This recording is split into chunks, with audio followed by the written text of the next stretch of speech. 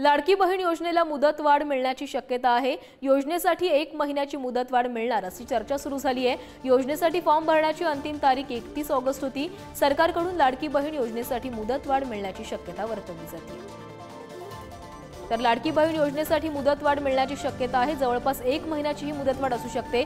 लाडकी बहीण योजनेचा फॉर्म भरण्यासाठी 31 ऑगस्ट पर्यंतची मुदत होती, मात्र आता ही मुदत वाढवली जाण्याची शक्यता वर्तवली गेली आहे। अनेक महिलांनी या योजनेचे फॉर्म भरलेले नाहीयेत, त्या महिलांना फॉर्म भरता यावा म्हणून आता ही मुदतवाढ मिळण्याची शक्यता वर्तवली जाते। या मुदतवाढीसंदर्भात आता राज्य सरकार काय नेमका निर्णय घेते याकडे सर्व महिलांचं लक्ष लागलेलं आहे। या योजनेसाठी 31 ऑगस्ट पर्यंत हा फॉर्म भरायचा होता, मात्र अनेक महिला यापासून वंचित राहिलेल्या आहेत आणि त्यांनाच संधी मिळावी म्हणून या योजनेसाठी 1 महिन्याची मुदतवाढ मिळू शकते।